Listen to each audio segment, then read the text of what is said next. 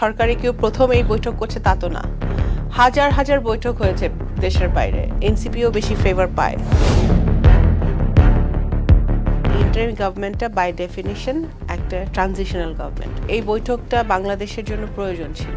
বাংলাদেশের ভবিষ্যৎ, বাংলাদেশের রাজনৈতিক প্রেক্ষাপট সবকিছু নিয়ে আলোচনা হয়েছে। বাংলাদেশের জনগণ এখন একটা স্বস্তির মধ্যে আছে, কারণ এখন একটা যেই বাংলাদেশের জনগণ যেই নির্বাচনের জন্য অপেক্ষা করছিল, গণতান্ত্রিক ধারাটা আবার ঠিক হবে সেটা চাচ্ছিল, সেটা একটা পর্যায়ে কিন্তু আমরা এসেছি এই প্রধান উপদেষ্টা এবং আমাদের বাংলাদেশ জাতীয়তাবাদী দলের ভারপ্রাপ্ত চেয়ারম্যান সাহেবের বৈঠকের মধ্য দিয়ে। এবং এই বৈঠকটা বাংলাদেশের জন্য প্রয়োজন ছিল।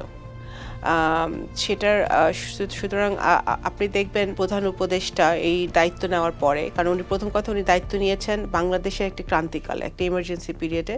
সো এই ইন্টারিম গভর্নমেন্টটা বাই ডেফিনিশন একটা ট্রানজিশনাল গভর্নমেন্ট। তো ওনাদের হাতে কিছু স্পেসিফিক দায়িত্ব নিয়ে ওনারা এসছেন। সেই দায়িত্বগুলো পালন করে এই 17 বছরের যে মানুষের আকাঙ্ক্ষা যে নিজের স্বাধীনভাবে ভোট দিবে, সুস্থভাবে ভোট দিবে, ফ্রি অ্যান্ড ফেয়ার ইলেকশন হবে, নির্বাচনের পুরো প্রক্রিয়াটা ট্রান্সপারেন্ট হবে এবং স্বচ্ছ হবে, হ্যাঁ, প্রার্থী বাছাই থেকে শুরু করে একেবারে নির্বাচনের দিন পর্যন্ত, হ্যাঁ, ফল গণনা পর্যন্ত, সেই জায়গাগুলো বিচার করলে কিন্তু এই সরকারের কোনো স্পেসিফিক কিছু দায়িত্ব আছে।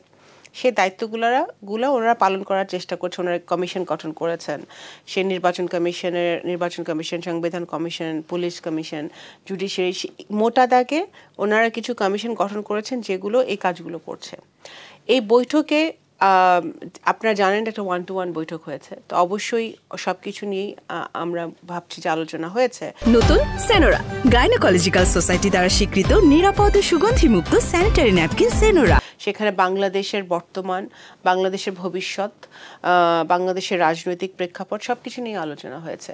তো সেই ক্ষেত্রে আমি মনে করি যে এই বৈঠকটা শুধু নির্বাচন কবে হবে বা নির্বাচনের রোডম্যাপ সেই কারণেই গুরুত্বপূর্ণ না, বাংলাদেশের রাজনৈতিক প্রেক্ষাপটের জন্য আগামী একটি বাংলাদেশ যাতে একটি সুন্দর বাংলাদেশ হিসেবে আমাদের নিউ জেনারেশন পায়, সেটার জন্য এই বৈঠকটি গুরুত্বপূর্ণ ছিল।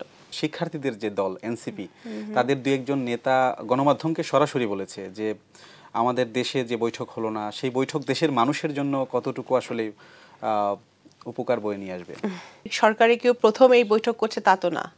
হাজার হাজার বৈঠক হয়েছে দেশের বাইরে যখন ধরেন প্রধান উপদেষ্টা যখন বিদেশি কোনো রাষ্ট্রপ্রধানের সাথে বা অন্যদের সাথে বৈঠক করে, সেই বৈঠকগুলোর প্রতিফলন বা রেজাল্ট কি বাংলাদেশের জনগণ পায় না? উনি চায়নাতে গিয়ে বৈঠক করছে, জাপানে গিয়ে বৈঠক করছে, বিভিন্ন ধরনের কথাবার্তা বলছে, ইনভেস্টমেন্ট আনার চেষ্টা করছে, দেশের জন্য কাজ করার চেষ্টা করছে, সেটার বেনিফিট কি জনগণ পাচ্ছে না?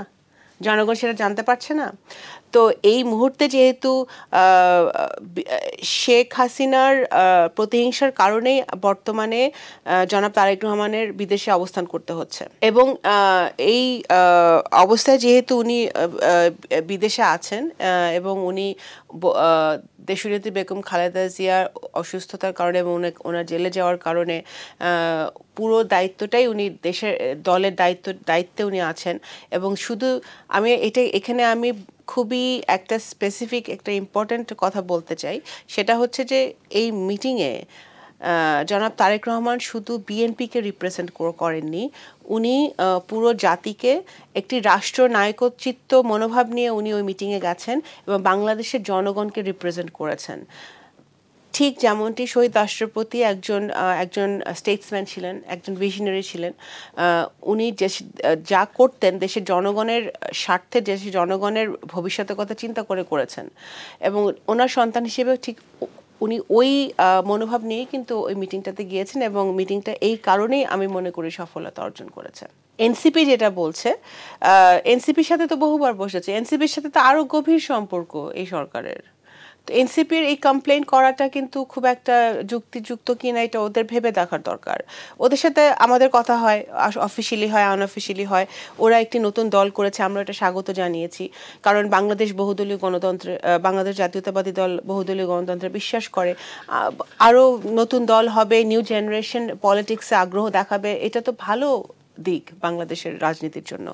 কিন্তু একই সাথে এনসিপির এটাও একটা পারসেপশন ক্রিয়েট হয়েছে বাংলাদেশের জনগণের মাঝখানে যে এনসিপিকে বিশেষভাবে সুবিধা দেওয়ার চেষ্টা করে ইন্টারিম সরকার। না হলে আমরা কেন এনসিপি প্রধানের কাছ থেকে শুনতে পাই যে প্রধান উপদেষ্টা পদত্যাগ করতে চায়, প্রধান উপদেষ্টার মন ভালো না। তো এটা তো এনসিপির মাধ্যমে আসার কথা না, এটা তো ওনার অফিসিয়াল চ্যানেল আছে, ওনার প্রেস সচিব আছে, ওর বিভিন্ন ওনার যে অফিসিয়ালি সেটা জনগণের জানার কথা, তাই না? তো আমরা তো সেটা তো প্রতীয়মান হয় যে এনসিপিও বেশি ফেভার পায়, তো সেটা তো আমরা বলছি না। আমরা বলছি যে আমরা 5ই অগস্ট পরবর্তী ফ্যাসিবাদ বিরোধী একটি ঐক্য যেখানে বাংলাদেশে ছিল, সেই ঐক্যটাকে আমাদের যে কোনো মূল্যে ধরে রাখতে হবে।